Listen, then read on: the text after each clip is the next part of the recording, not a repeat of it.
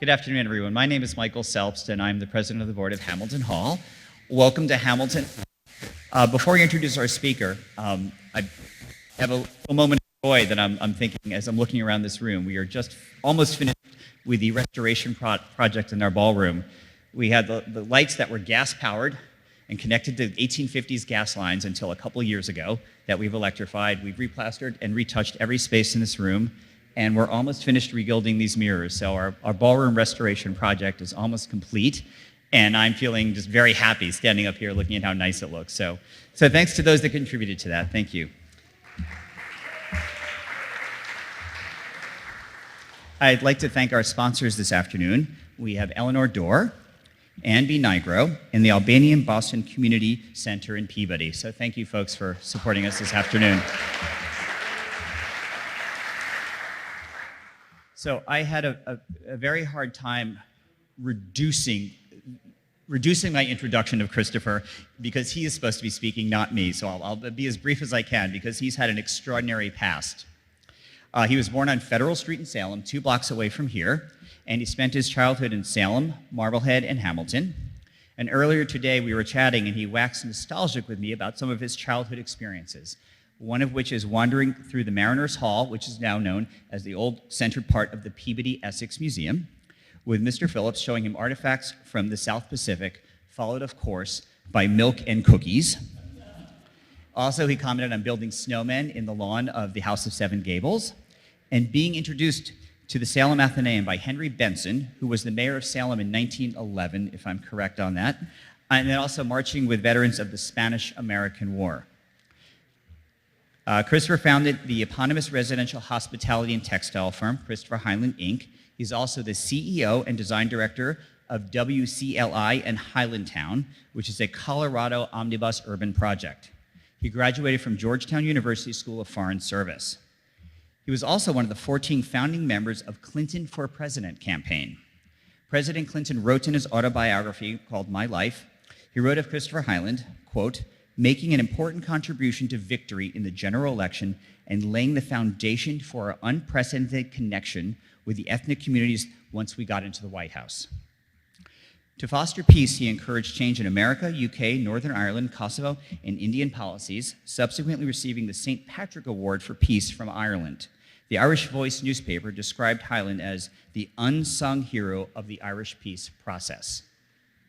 His textile company is influenced by what he learned of Salem's aesthetic and trading history at the Salem Athenaeum, the Salem and Marblehead Libraries, and the Peabody Essex Museum. The Salem Athenaeum describes him as the last Salem merchant, which is a great compliment because Salem has a long history of amazing merchants. He fondly recalls attending Salem Willow's African-American picnics with his parents, Patricia and Samuel Hyland. She was a sculptor and he a lawyer and a past president of the Salem City Council.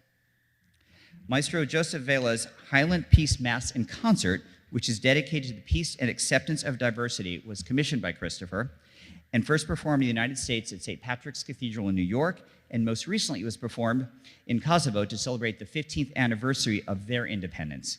It was also performed at the Pantheon in Rome.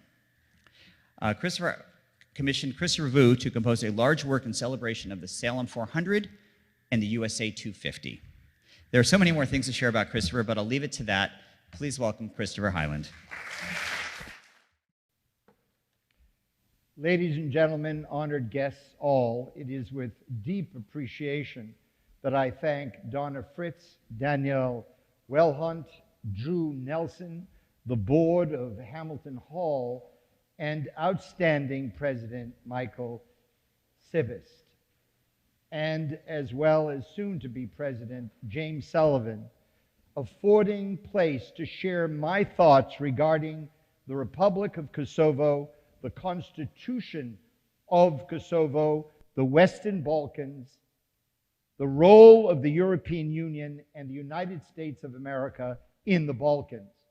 I'm honored that President Mentor Maksucha of Vatra, Boston is here today, and Faton Lemani of Harvard University is here today with us. And I thank sponsors, among them Ellie Dorr, my dear friend. Henry Cabot Lodge, who urged me to speak many years ago, in fact, 50 years ago at Hamilton Hall, a place of great personal memories to me, said that words spoken at Hamilton Hall find their way into history. Indeed, I imagine the Marquis de Lafayette felt the same thing. We are fortunate to have this time together today. Hopefully, history will listen to what we have to discuss. It is wonderful to be home in Salem near 108 Federal Street, where I was born, and not far from Anthony Athenas' Hawthorne by the Sea restaurant, where in the 1950s I met him and Archbishop Fan Noli, who founded Vatra and who was Prime Minister and Regent of the new Republic of Albania. That meeting would serve me well when in 1992, soon-to-be President Bill Clinton officially appointed me his Deputy National Presidential Campaign Political Director in charge of all American ethnic communities. That at a time when several American communities comprised virtual governments in exile for countries just gaining their independence from the communist apparatus that ruled them for near 70 years. The Balkans fell exactly under that description. Mine was a history-changing task, an incredibly fulfilling, however difficult, very difficult experience. Among numerous others, I worked with every Balkan American community. In President Clinton's autobiography, My Life, he writes, beginning with his comments referring on the same page to the Albanian American community, we did well to get them in front of him, that my work with communities, and by extension their support, significantly contributed to him winning the presidency and resulted in extensive interaction with them in the White House. I chaired the first ever presidential conference on the Eastern European situation. That interaction between the White House and ethnic communities and the Balkans is impacted today by what we set the groundwork for 30 years ago. These broad view comments, which I'll be sharing with you today, provide insight into why there is, unfortunately now, concerted opposition, no matter the public posturing to the contrary, to Western Balkan countries' admission to the European Union and de facto opposition to the enlightened Kosovo Constitution, thereby imperiling the very existence of the Republic of Kosovo. Mineral-rich Kosovo, the size of Delaware, is nestled, mountain-encircled, landlocked in the Western Balkans, which comprise 6 EU candidate countries in southeastern Europe that are completely surrounded by the European Union. Except for Albania, the other 5 countries, namely Bosnia-Herzegovina, Serbia, Montenegro, North Macedonia, and Kosovo, previously comprised parts of the former Yugoslavia. Together, all 6 countries today are referred to as the West Balkan 6, the WB6. As the Mason-Dixon line once did, the Balkans still comprise, however irregular, a quarrelsome fault line between different groups and cultural mindsets. The Catholic, Orthodox, and Islamic worlds, the Near East and Europe, Ottoman invasion from the south centuries ago, German invasion recently. Now a divide between EU membership and those who are not members of the EU. In the aftermath of the German World War II invasion, then devastated former Yugoslavia, much to its credit, tried to foster a semblance of common identity among its diverse communities, while sustaining much economic disparity. Wealth, for instance, from Kosovo mines the Germans having briefly established a puppet state to control them, habitually that wealth accrued to Belgrade.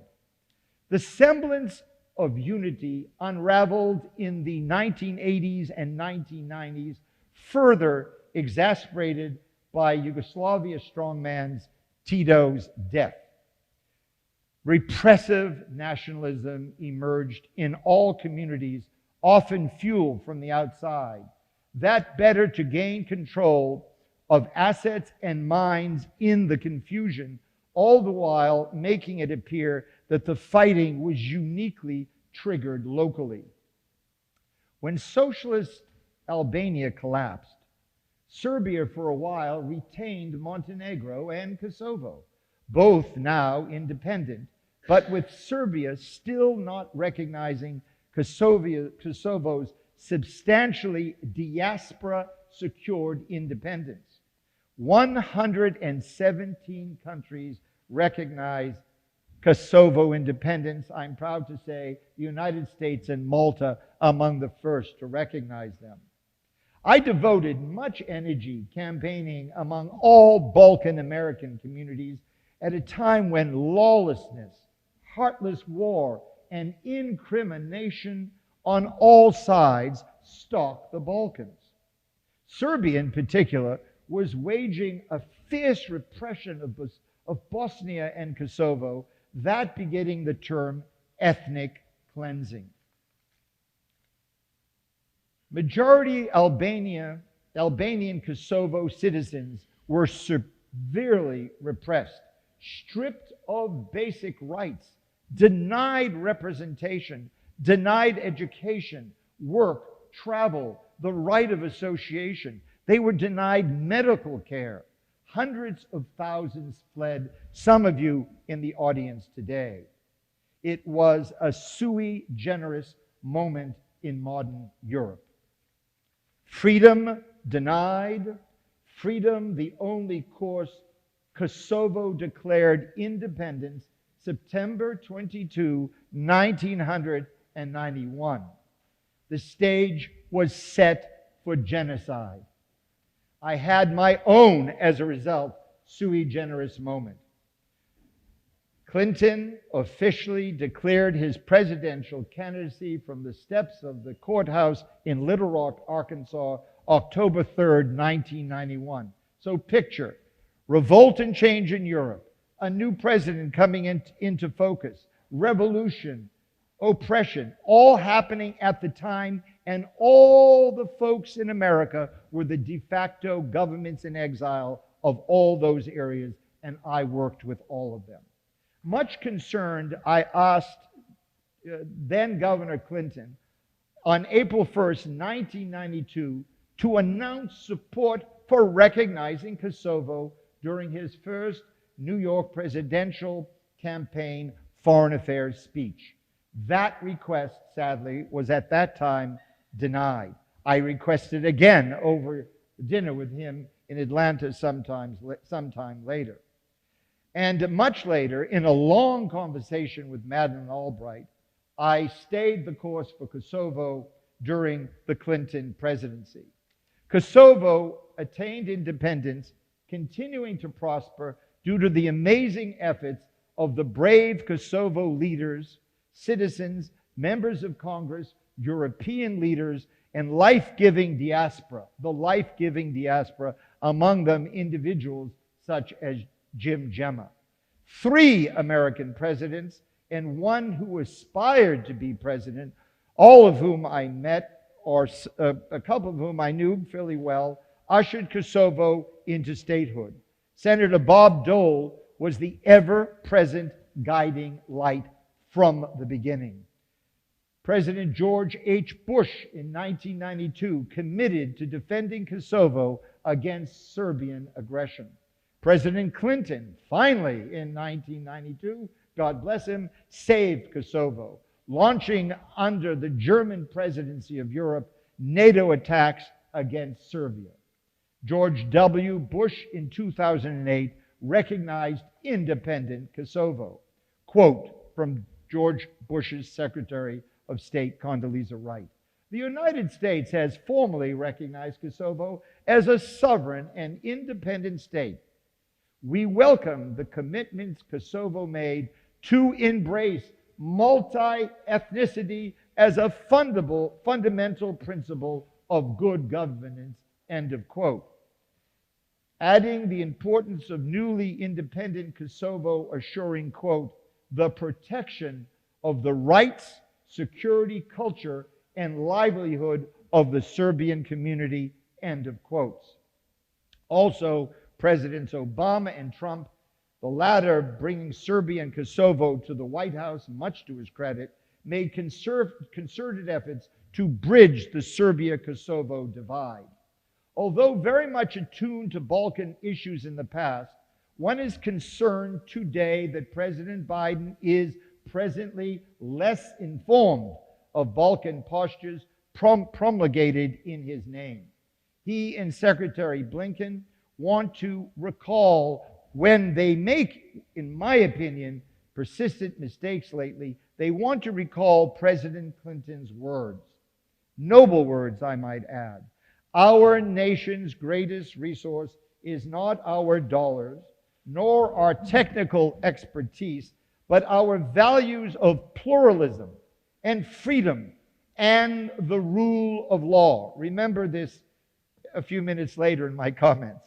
Although the EU is immersed in a staggering number of large, meaningful, indeed laudatory Balkan initiatives, some members of the European Union, increasingly enabled by the United States, see sustaining instability among the WB6 as an opportunity to assure unencumbered maneuvering free of cumbersome EU regulations to consolidate, often with their Chinese communist partners, economic control of the region.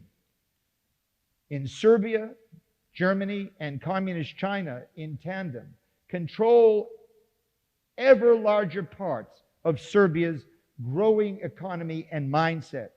EU Balkans transportation and visa normalization agreements often serve the same purpose, to help consolidation of that power and influence. Berlin and Paris persistently block beginning, let alone closing, the countless chapters necessary to allow the WB6 to attain EU membership. Most often the excuse comes down to Serbia not recognizing Kosovo. Rather than the EU sustaining policies fueling acrimony to attain narrow, short-term, thoughtless financial benefit, it should be shaping history much for the better, supporting moral authority and promoting peace in the Balkans, in particular by supporting the world's single most liberal constitution, the Constitution of the Republic of Kosovo.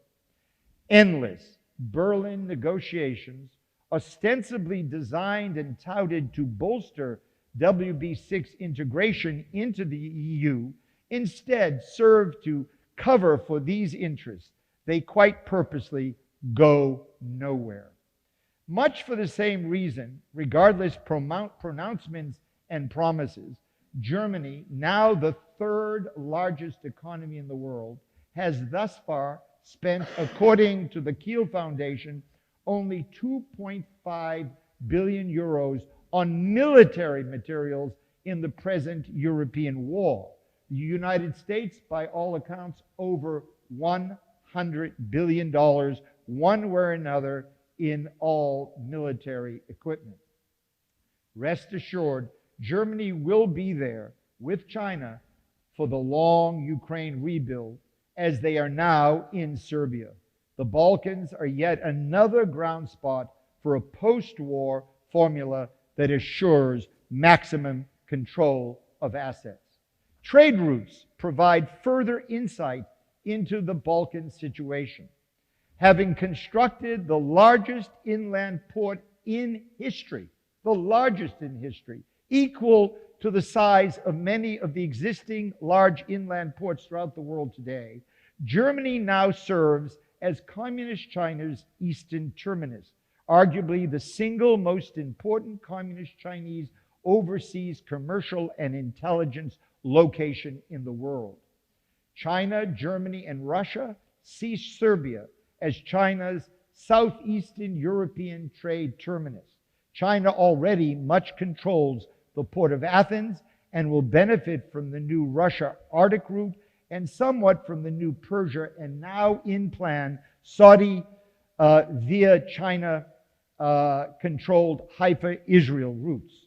The future of the WB6 is much dependent on Serbia, which is heavily EU-funded, read Germany and France. Germany and China invested, Russia assisted, and increasingly USA appeased. Serbia is purposely, sadly, increasingly, so as to assist her interlocutors in their nefarious agenda, conveniently errant and autocratic. This state of affairs assures that advantageous to those players, a controlled, moderately sustained Balkan turmoil persists continuously, thereby ensuring both free rein, unfettered, unregulated investment and free rein opportunity for geopolitical positioning, again, free of the constraints of EU regulations. But most important for Germany and France, fostering instability in the Balkans contributes substantially to sustaining their ever more tenuous hold on the European Union itself. This is really important, this part of my comments. French and German efforts to conquer Europe by sword, Napoleon, Bismarck, and Hitler, by brutal force of arms, even perfecting horrendous mass genocide, so to do, totally failed. Hard as they did it, they couldn't do it. Russia could not be defeated. Russia, and in fact the UK, proved to be their collective Waterloo.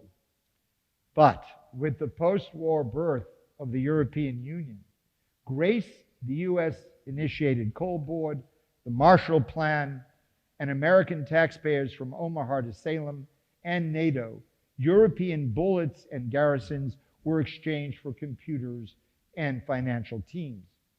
With the success of the EU comes a new crisis for Germany and France, namely a threat to their role as the preeminent EU authority. During the decades-long, incremental EU enlargement process from 6 nations to 27 nations, Germany and France failed at one thing: when the opportunity was ripe to reform EU governance more in their favor. Their later efforts to create 2-tier country status has miserably failed. Now imagine when the WB6 are admitted to the European Union, 2, Albania and Kosovo, are majority Albanian. 2 have sizable, growing Albanian minorities, and 3 of the WB6 are majority Muslim. France would possess 1 vote. Germany would possess 1 vote. The Albanian world possibly as much as 3, in future possibly 4 votes in the councils of Europe.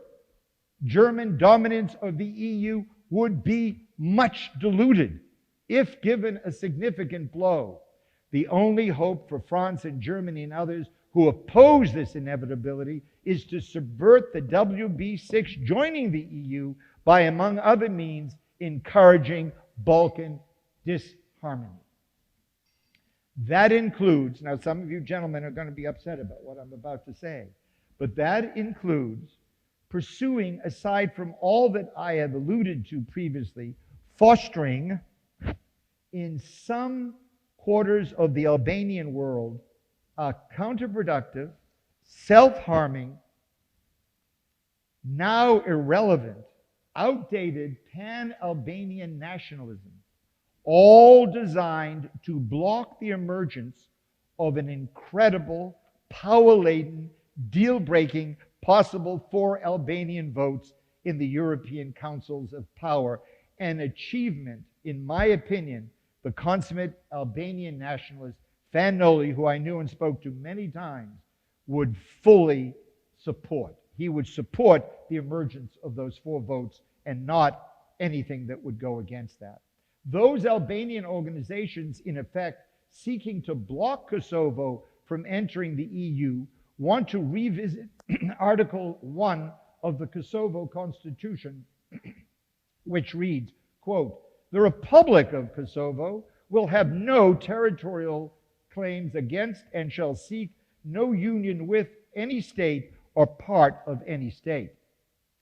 Whatever the matter, all such pan-national concepts are rendered irrelevant once the WB6 are admitted to the EU, which in due course, indeed they will be, as then all borders will be fixed, the pan-national no longer viable, the irredentist absolutely impossible. So all Europe has to do is recognize them and all the nonsense ends, because nothing can be changed. It's fixed. Your children don't have to go there anymore to defend the Kosovans because the borders are fixed. It's that simple. The EU purport that the WB6 are not ready for admission for various reasons that were quite readily set aside for Cyprus, Austria, and others. Stable and productive Croatia, with a great Croatian-American community, also part of the Western Balkans, was speed-tracked into the EU, their comparable problems wiped right under the table. The EU blocks types of partial admission status afforded Norway and Bulgaria, such envisioned in very reasonable terms by Albanian Prime Minister Edi Rama and referred to by Kosovo Prime Minister Albin Kurti, though this speaker advocates full immediate membership for all Western Balkan countries.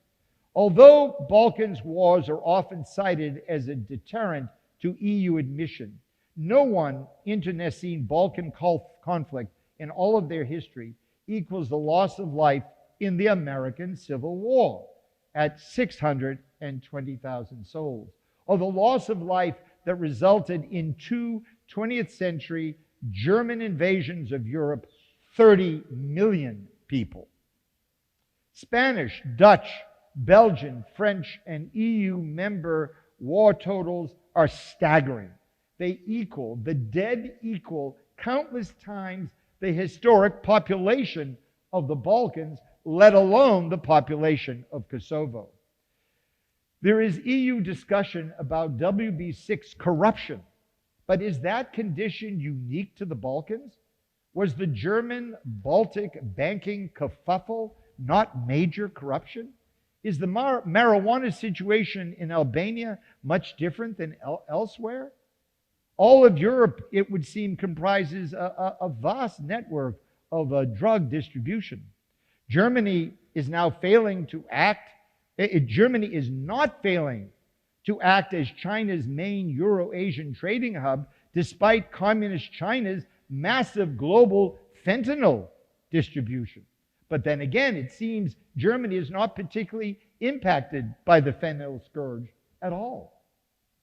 21 per million deaths in Germany, 200 per million deaths in the United States.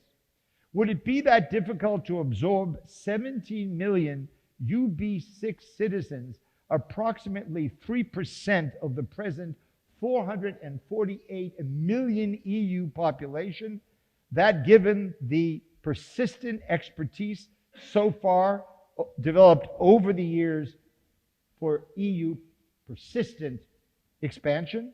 Would it be that difficult, given present expansion, to now add an area less than twice the size of Maine to an area approximately half the size of the vast 50-state territory of the United States of America?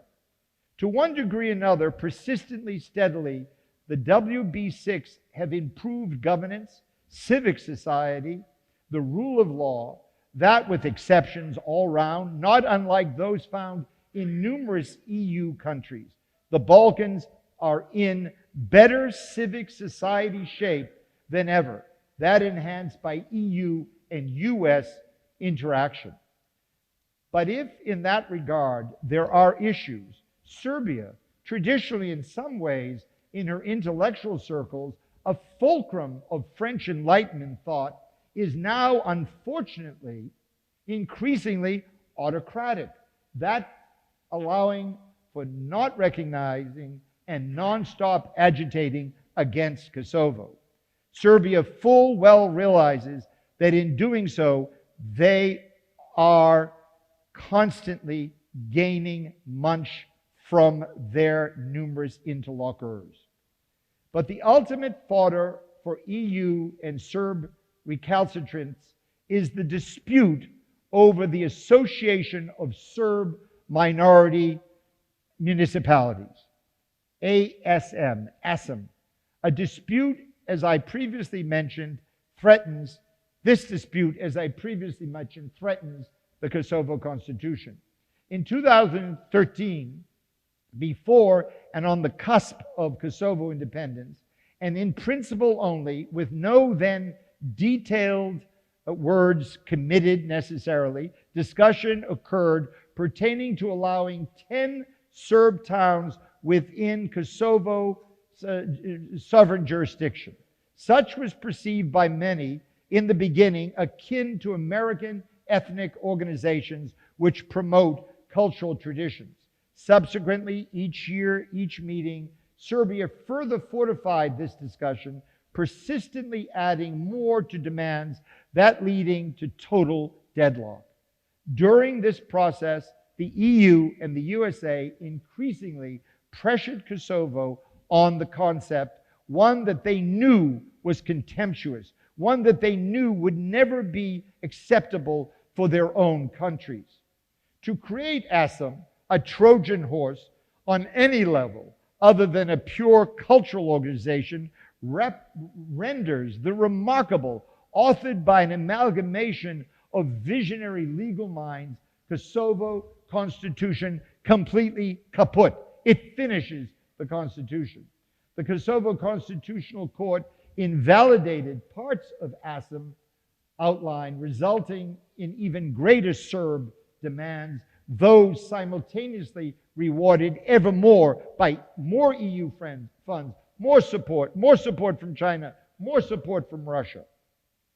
Sadly, the United States has joined this unwise alliance. While rendering the Ukraine border inviolate, the borders of the USA and Kosovo for the Biden administration are clearly not. It behooves us to realize and protest the precariousness, cruelty, and injustice of this situation. How much longer should sustaining Balkan instability serve to cover for corporate greed, autocratic mindset, and Germany and France hegemony? I am well aware of how much the region is governed by emotions. The guys here today, many of you can attest to that. Emotions run high, often employed to pit groups against one another. A Balkan ambassador from a country much harmed by Serbia criticized me for encouraging democracy in Serbia and for supporting Kosovo national treasures, Dekan and Peš, attaining a kind of autonomy. Often, sadly, the in good measure, the reasonable, the balance does not necessarily prevail. Unfortunately, there's a dearth of Nelson Mandela and Jose Manuel Ramos Horta visionary leadership able to or allowed to gain traction to espouse the most important key to stabilizing the Balkans, namely promoting, encouraging, and putting center forward notions of and realization of reconciliation. Just defending the brilliant Kosovo Constitution has resulted in Kosovo Prime Minister Albin Kurti, a poster person for Clinton's Alliance for Democracy. No one represents more President Clinton's vision of Alliance for Democracy. His defending that Constitution has resulted in him being much persecuted heavily by our beloved country. Rousseau and Franklin, Martin Luther King and Lincoln would be appalled. Often, sadly, supporters of democratic ideals and reconciliation voices are stymied or worse. Add to the equation the belief held just below the surface of public discourse in many quarters in the United States, but throughout Europe and elsewhere, that Russia is not a conventional or nuclear war threat to Europe, no matter persistent, loud chatter to the contrary. This belief gives credence to a consideration overlooked by many, namely that when certain EU member states persistently contribute to sustaining one or another destabilizing Balkan situations, such actions place them in better stead when, as is most likely the case, the present European war ultimately favors Russia, Communist China, Germany, and Serbia. Historically, France and Germany did not succeed in defeating Russia. Defeat Russia or not, sustained combat worldwide or not, for some, the sales of weapons justify disorder and war. Regrettably, I recently heard Secretary Blinken state very clearly that for America to contribute less weaponry to Ukraine is bad for the American arms industry. I very much hope this attitude is not propelling Balkan policy, let alone Ukraine policy. Sadly, one is led to believe that this short-sighted view is increasingly depleting American arms reserve. Remember, Alexander the Great depleted his Persian enemy, then went in for the kill. The New York Times last year quoted Germany unveiled a comprehensive national security strategy intended to defend the Charter of the United Nations and the rule of law. Rather than follow this noble declaration, a remarkable confluence of, one would think, unexpected partners led by France, Germany, the United States of America, the European Community, Serbia, Russia, and Communist China, in a convoluted, often seemingly disconnected, veiled, indirect series of positions, pronouncements, diplomatic moves, and the like, yet all for the same intent, want by their actions speak louder than words, to undermine, render permanently dysfunctional the Constitution of Kosovo, which is undoubtedly the most inclusive and remarkable constitution ever written. That the Constitution of Kosovo serves as government instrument for a multi-ethnic, majority Muslim country is a great inconvenience to Germany and France.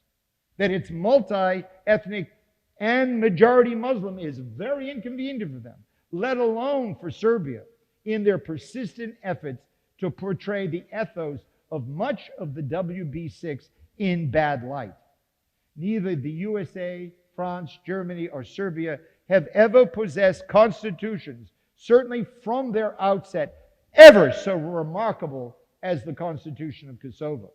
The Constitution of the Republic of Kosovo is a document of great beauty in simple diction, of immense dignity in purpose, a child of the French Enlightenment.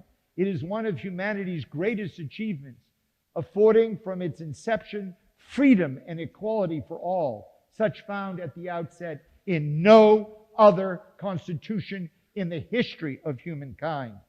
Kosovo Prime Minister Kurti is correct when he says, quote, "Our constitution does not allow an association based on ethnic criteria. Kosovo should have a multi-ethnic society. All community rights are guaranteed by the Constitution," end of quote.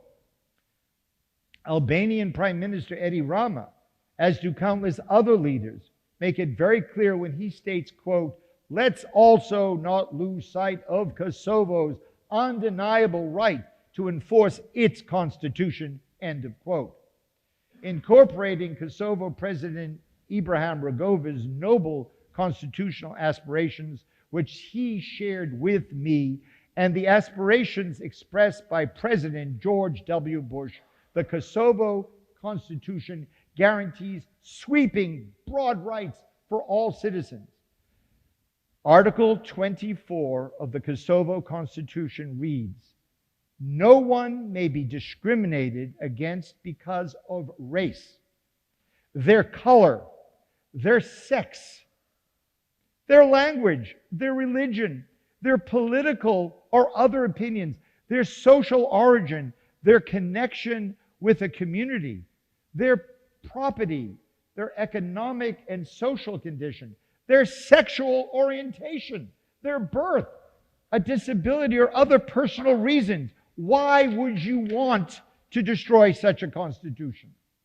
Article 38 talks about freedom of belief, conscience, and religion is guaranteed. Absolutely. Majority Muslim country. They're fighting all over the world saying this, this, and this, but here's a majority Muslim country and we are trying to undo this constitution. It's absolutely criminal. Article 57, general principles. Quote, "Inhabitants belonging to the same national or ethnic, linguistic, or religious group traditionally present in the territory of the Republic of Kosovo enjoy specific rights set out in this Constitution in addition to human rights and freedoms provided for by the fundamental provisions in Chapter 11 of this Constitution." By the way, I have a copy of the Constitution here right with me. "In addition to human rights and freedoms provided by the fundamental provisions in Chapter 11. Of the 120 members of the Kosovo Assembly, 44 are women, or just over 36% without gender distinction. France only has 34%. The United States only has 28%. The global and European average is only 30%. Kosovo has a female president, Osmani. The United States still does not have a female president. Among other members, in accordance to the law, there are 10 Serbs, 4 Roma, 3 Bosniaks, 2 Turks, 1 Goran. Very impressive. Everybody's included here. The Constitution of Kosovo cannot be amended without the consent of the minority community. Imagine. The minority community actually holds the key to 50% of most legislation that's passed in the Kosovo Assembly. Regardless these outstanding constitutional guarantees, provisions, and safeguards, rather than support them, the Autocracy Alliance demands that Kosovo agrees to implement ASEM within its sovereign borders, a flawed administrative context, one demarcated only along religious and ethnic lines. One really wonders if the members of the United States Congress, one wonders if our outstanding and visionary Congressman Seth Moulton really knows and understands what's going on here. Do members of Congress, the French Assembly, the German Bundestag, are they fully aware of the extent to which their governments are aggressively advocating governance by designated religious and ethnic zones in Kosovo, in Europe, in the 21st century? Perhaps Macron envisages Buddhist-only towns with separate laws around Paris. Perhaps Biden wants to establish the same around Washington and Schultz around Berlin. Is Kosovo their trial run? Imagine Kosovo, 38% the size of Massachusetts, the size of eastern Massachusetts, not much bigger than eastern Massachusetts. Its capital, Pristina, surrounded by 10 ethnic, religious, designated municipalities, substantially governed by laws and regulations, largely completely alien to those of the most exclusive constitution in the world. Imagine if Russia, Communist China, Germany, France, and Serbia imposed the same ethnic and religious-based governments in 10 towns around Boston. That in defiance of the U.S. Constitution. Think of that for a moment. Perhaps the Biden administration's open border policy has an end game some of us are only beginning to perceive.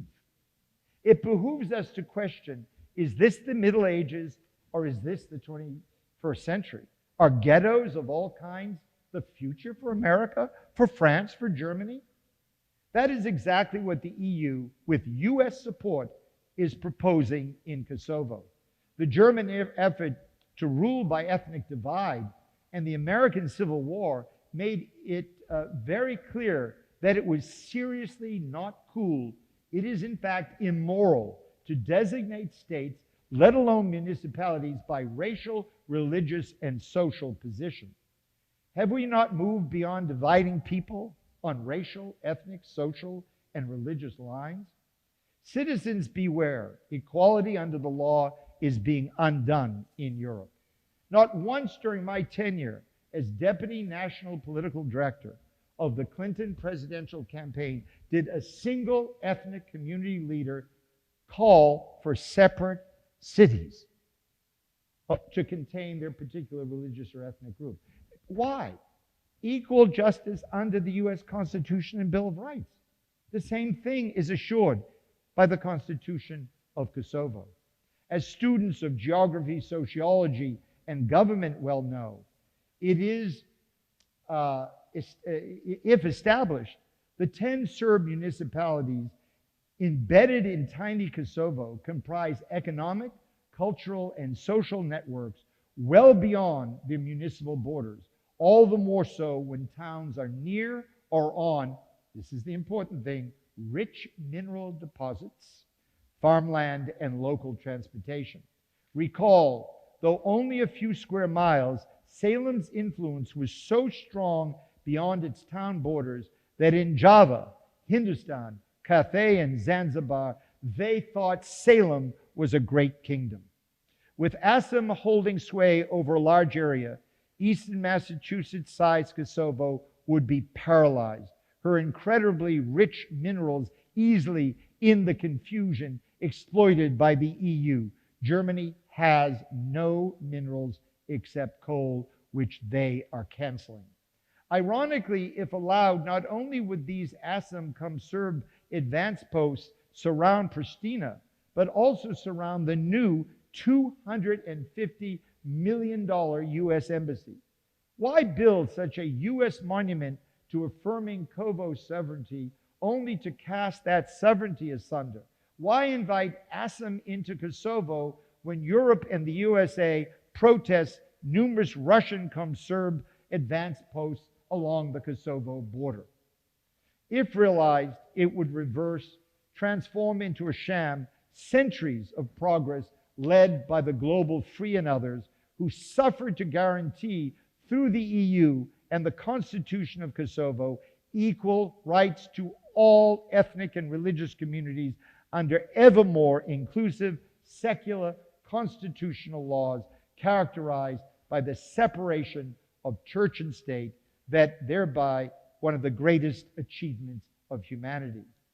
The EU is attempting to impose on Kosovo what today it would not impose on itself. All this to appease autocracy and raw, unrelenting greed and prejudice. This is not the EU road to peace. It is fodder for continued war in the Balkans. Immersed in French thought, Jefferson wrote, quote, "We impose no belief and we never will. Church and state are and must remain separate," end of quote. It is interesting and rather ironic that the same ethnic and administrative context is not offered by Germany and France for the Albanian communities north of the Kosovo border in Serbia. Kosovo must now remain firm, awaiting the reaffirmation of constitutional ideals by the errant Global Free, although still, of course, ready for discussion and dialogue. Kosovo's dynamic and reform-minded Prime Minister Albin Kurti and Kosovo are described by some as stubborn. I call it Jefferson and Adams and Washington stubborn, because he and the citizens of Kosovo adhere to their very inclusive constitution. Though after independence, Kosovo had leaders who, like those of other countries, made even grave mistakes. Paris, under the Reign of Terror, was horrific. Kosovo, under Prime Minister Kurti, is striving to be inclusive and to improve conditions for all communities while facing many external threats. Serbia setting up polling stations. Serbia blocking business. Serbia blocking advancement into the EU are just a few of them. In the face of all of this, Prime Minister Kurti and Kosovo are tenuous and brave. Dr. King brave, who told me to look evil in the eye and give it no succor. There should be a new term, Kurti Kosovo brave. Tenacious and strong, courageous, Kosovo and Kurti must persevere. Perhaps EU recalcitrance should be met with demonstrating interest in other global quarters, although this speaker very much hopes not. Currently, there is no permanent free forum in which to speak. The Balkans needs its own commonwealth of nations, free of any preconditions in which to speak.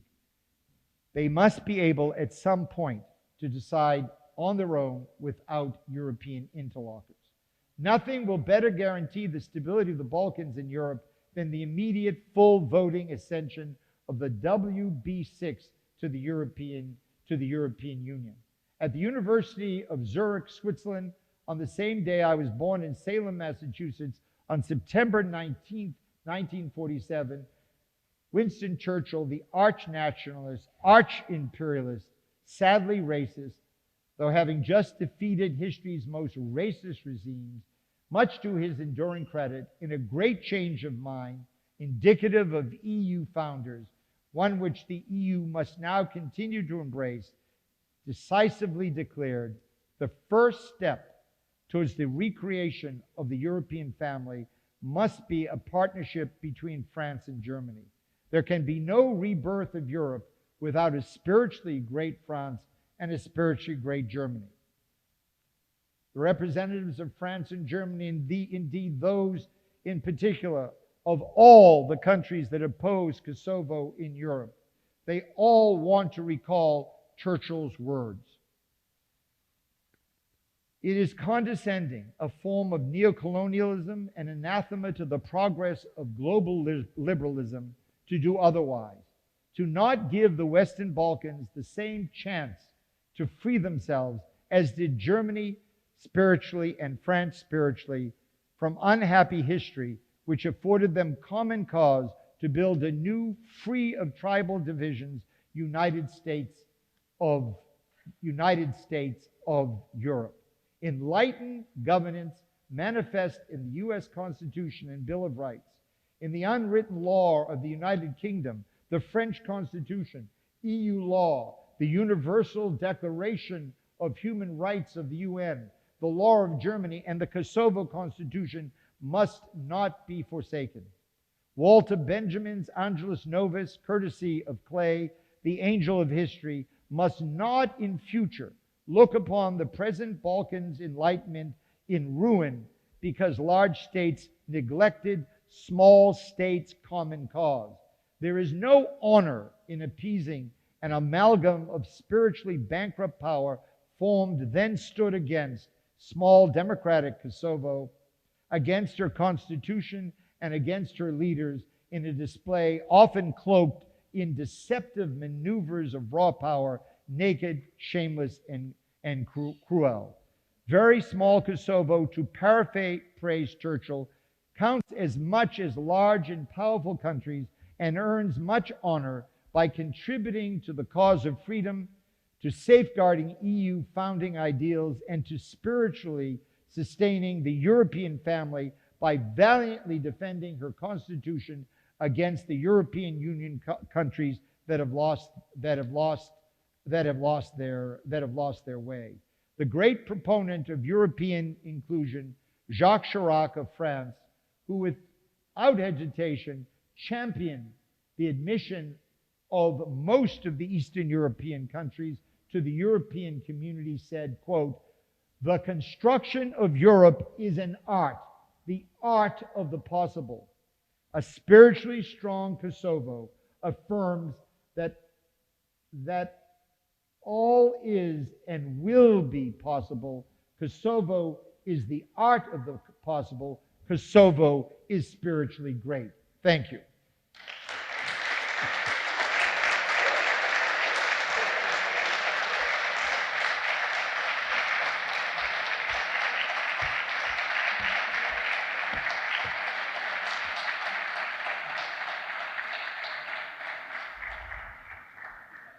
Good. Questions? Does anybody have questions? Any questions? Yes. Lowell, please stand.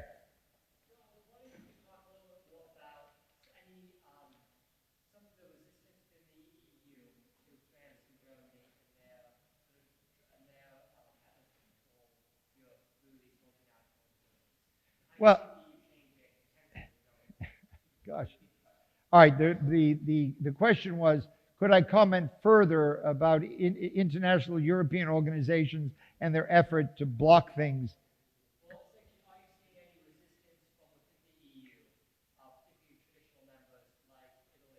Oh, am I seeing resistance from from members of the EU to French and German efforts? Okay, that's a very interesting question, because recently I was in Paris where I gave this speech at the Sorbonne in French. Believe it or not, it was very, very difficult, but I did it.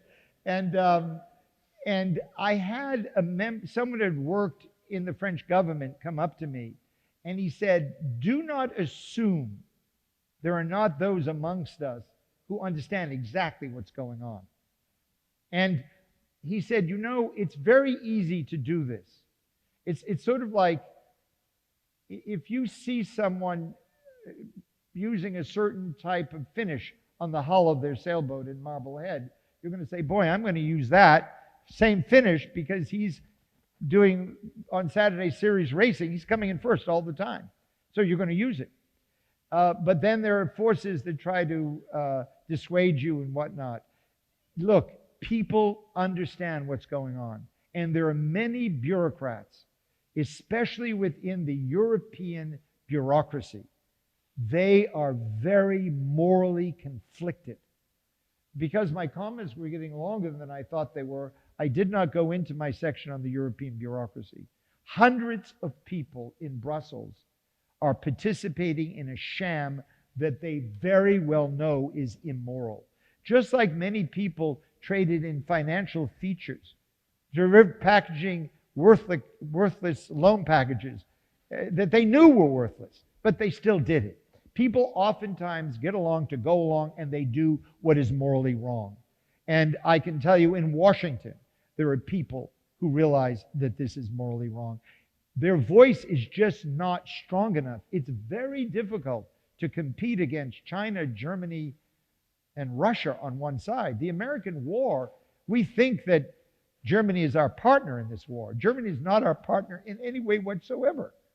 They've done virtually nothing to support us.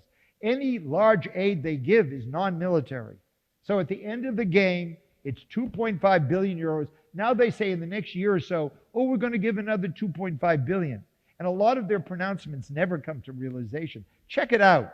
Look into it deeply. No, there are people seriously conflicted about it. And it really drives me crazy because I helped give the support that led to I was one of many people, not just me, but many people who sacrificed to give Kosovo life and to see my country subvert this constitution is immoral. Constantine and I live together. This is a majority Muslim country that accepts gay rights, and the United States wants to undermine it. I pray you all write your letters and do whatever you can to speak to people. It's wrong. Any other questions? Yes.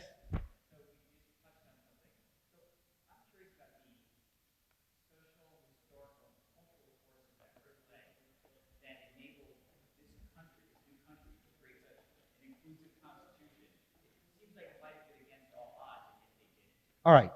So the question is, how was Kosovo able to create such an inclusive constitution from the beginning? There are many factors. First of all, Kosovo was part of what was the former Yugoslavia, a socialist state.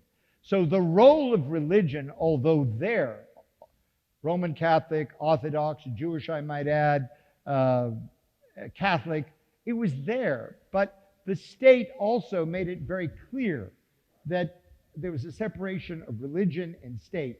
And the secular was very important.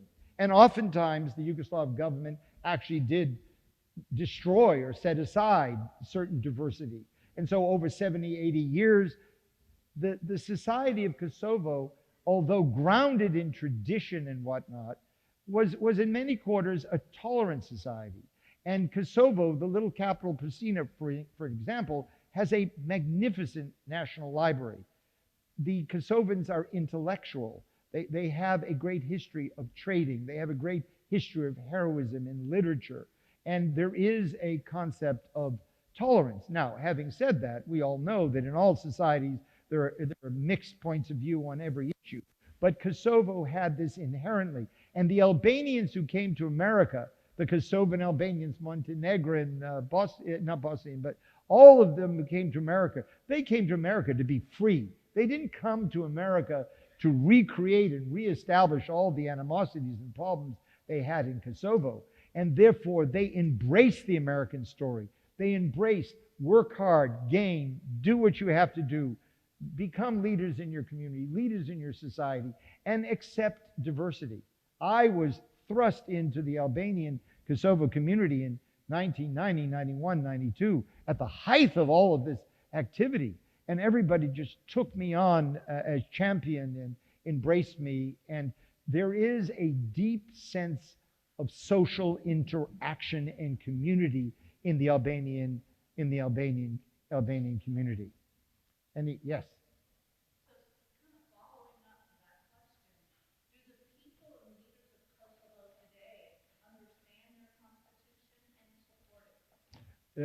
There is a prime minister, Albin Kurti. I'll repeat the question. The question is, do the leaders of Kosovo today understand and support their constitution? The answer to that is that Kosovo leaders do. They have a very active political culture. Believe me, it's very democratic, very engaging. The prime minister of Kosovo is a hero. He defends the constitution. He meets, for instance, constantly with minority groups, in particular the Serb members of the National Assembly. In fact, I can tell you, according to his private secretaries, two of them have told me, in his ledger of meeting with local domestic political groups, he meets with the minority groups more than he does with the minority groups in an effort to make sure that that balance is sustained. And Kurti is a brilliant young man. He is completely non-corrupt. He is visionary. Some people find him a bit stiff and a bit whatever, but the truth of the matter is, behind that is someone standing for the good, standing for what's right, and he celebrates the Constitution. Yes?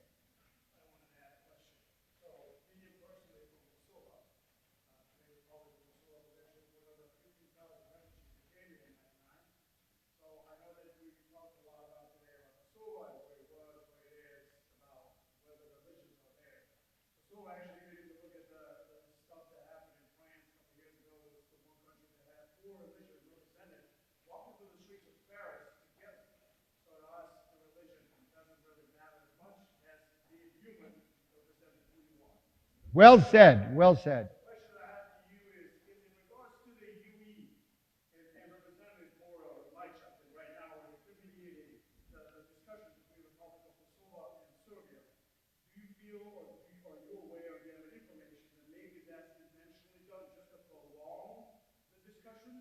Keep in mind that there's been over 39 agreements between Kosovo and Serbia, and now we're stuck in one, which is Serbia asking about association of ethnic or majority citizens or the part of Kosovo. So I just wanted to your take on what do you think UE is doing, what the intentions are, and what is the final result out of it?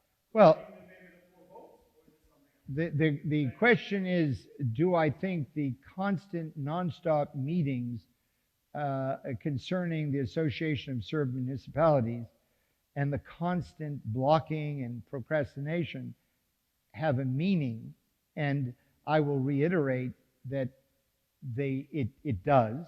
And the meaning of that procrastination, blockage, and subterfuge is to block these countries from entering the European Union. It is a concerted effort. It is probably one of the largest travel, tourism, government bills in the history of Europe. It has resulted in an entire industry. I would say a multi-billion-dollar negotiation industry. I'm not exaggerating. And it is completely erroneous. It is completely a fraud. And it is designed, and let's face it, it's Germany and France that control Europe. Anybody else that doesn't realize that? It is completely designed by Germany, for the reasons I said in my comments, to block these countries from admission to the European Union, because the balance of Europe will be thrown off. Now, the irony of the entire thing, in reality, you and every one of us know here who's ever worked on a committee organization, even if someone holds all the cards, you still have to balance the deck. So it's not as if these 4 new countries are going to wreak havoc over the European landscape. They're going to be good neighbors, because at the same time, if they're not good neighbors, they'll have a hard time getting agreement in committees on appropriations to build dams and roads, hospitals, etc., etc. But what is really cruel on the part of Germany is that because of what Germany's doing, we do not have in Kosovo a proper insurance industry. No one can invest in an insurance industry in Kosovo when they know that Germany is breathing down their back. Therefore, proper insurance is there. And as long as they do this, the entire countryside and many of the cities will be decimated. Hundreds of thousands from Albania, from Kosovo, from all these regions have abandoned the countries because no international proper organization can set up businesses there when there is this instability. But it does result in allowing certain people, when the time comes, to be able to fill that void very easily. And they've done it repeatedly in the past. Yes, please. A little louder, please.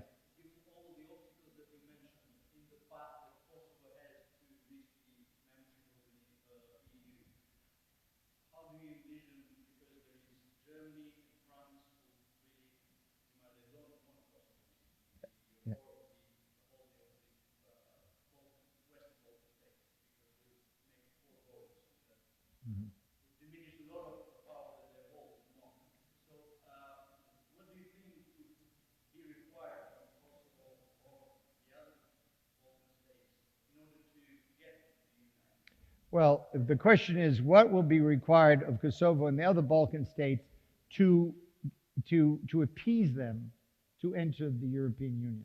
And I am going to answer that by saying something that might surprise you. The United States needs to change its policies. It's that simple. The United States has to wake up and not necessarily be so concerned with the development of the Serbian economy, where billions and billions of dollars are going, billions of dollars.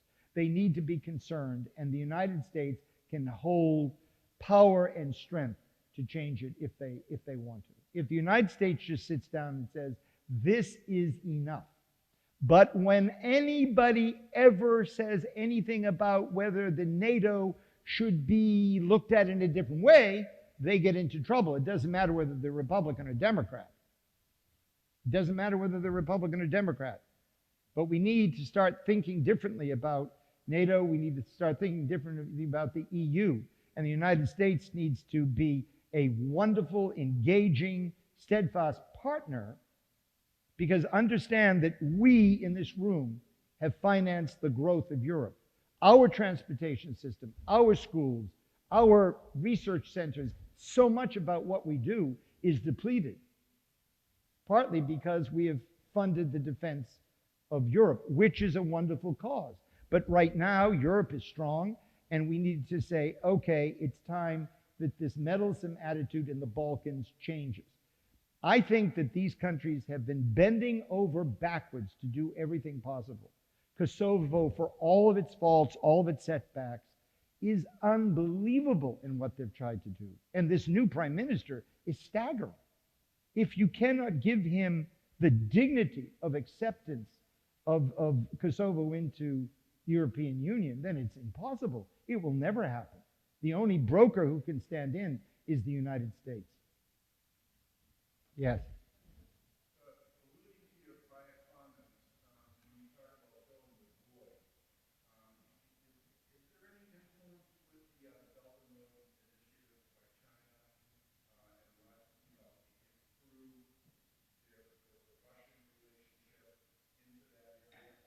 Well, I alluded to it, but the question is the China Belt and Road situation into the area of the Balkans, et cetera, et cetera. The answer is the whole China Belt and Road scenario is huge in this story. I mean, for instance, in little tiny Montenegro, in the middle of nowhere, they have 30 miles built by the Chinese that began nowhere and ended nowhere. We have the port of Athens, which is significantly controlled and owned by China. We have the new section of the port of Haifa owned by China. We have the northern Arctic route that most Americans aren't even aware of. Hundreds of billions of dollars spent by the Russians to create a new Arctic route that will take 15 days, I think it is, off of shipping from China to Europe. All of these factors are tied into this situation, are tied into the fact that Serbia is the southern nucleus. Serbia is landlocked, surrounded completely by other countries, and it is the central point, inland central point for all of this trade and all of these trade routes. Thank you. I think there's one here. Yes, sir. This gentleman is from Harvard University. We should be very impressed by that. Thank you, Mr. Hyland. I really appreciate your time. This is very enlightening. I have a question about the current U.S. administration. I mean, you mentioned a little bit, but can you expand more? Can you tell us why its current administration is pushing for the ASM? Even like you said, knowing that this is against the Constitution and the multi-ethnic nature of the country. And second, what we can do as an Albanian community in the U.S. to affect the current administration?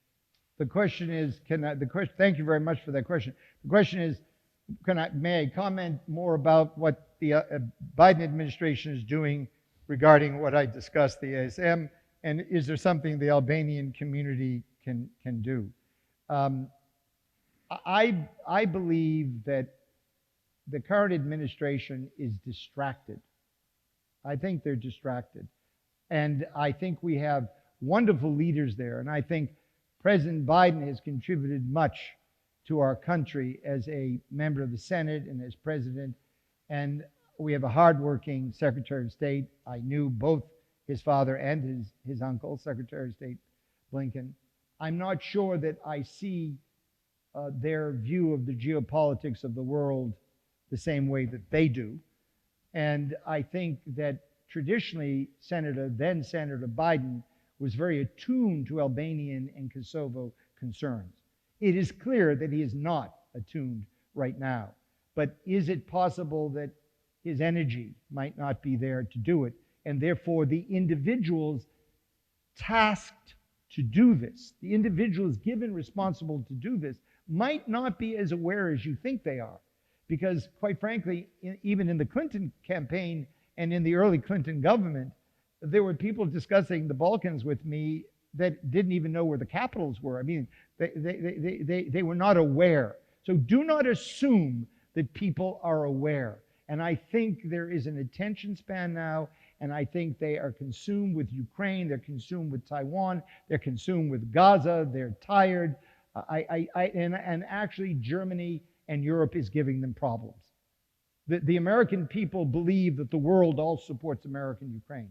It's just the opposite. The Europeans do not support America. Most of Africa does not support it. I'm not saying whether it's right or wrong. I'm not saying Ukrainians are wrong or right. I'm not saying that. And remember, Churchill stood against all of Europe when it was occupied by the Nazis. So I'm not making any judgment. I'm only telling you that it is not as rosy out there as you are being led to believe. The final thing, if your question was, how can you help? It was the most amazing thing to see a couple of 100,000 people actually help create a country, and I was there on the coattails of it. It was amazing. Jim Gemma and other people like that. Senator Dole. I spoke with Senator Dole about this, and he said to me, Christopher, if it weren't for Jim Gemma, there would be no Kosovo. If it weren't for Jim Gemma, I would not have made the calls to the various presidents and done what I did. I believe that the Kosovan and Albanian community needs to focus on outstanding leaders such as Seth Moulton, who, in my opinion, as reserved as he is, has the material to be a president of the United States. He's right under our nose here. Sometimes it's like my beloved Peabody Essex Museum. I want them to take my textile collection.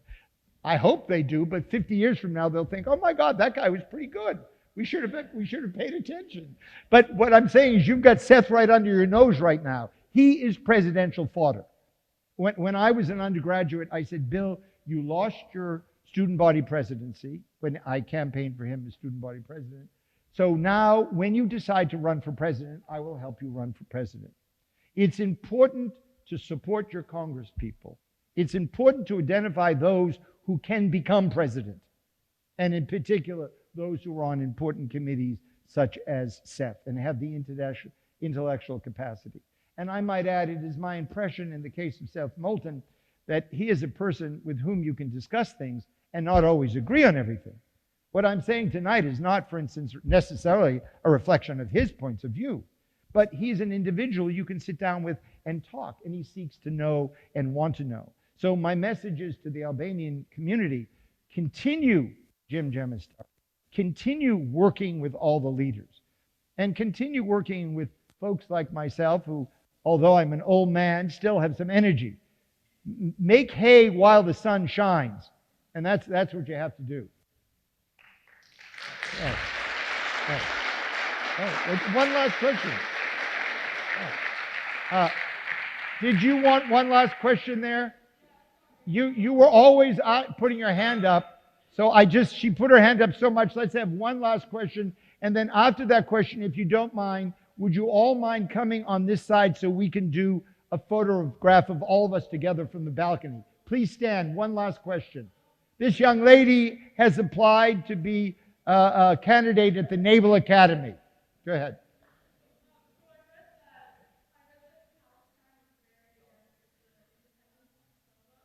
I can't hear you.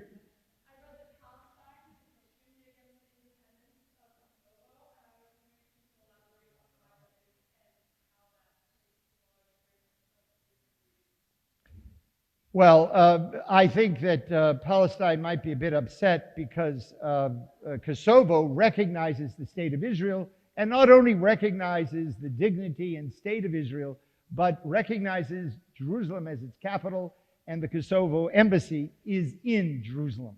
So I think that would upset the Kosovans quite a bit.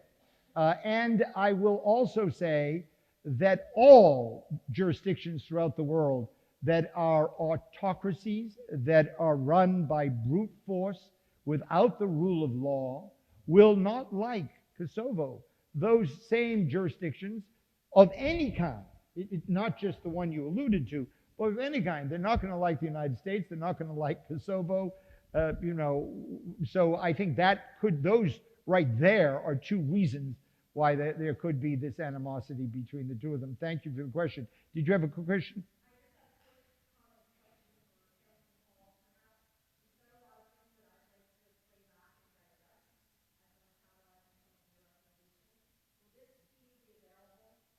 Yes, it will be. It will be available. Yes, it will. I want to thank you all for affording me the opportunity to share my thoughts with you. And I know that some of them are a bit out of what you might expect. But know one thing, that I've come to these conclusions with lots of personal experience with people and on-the-ground insights in the situation.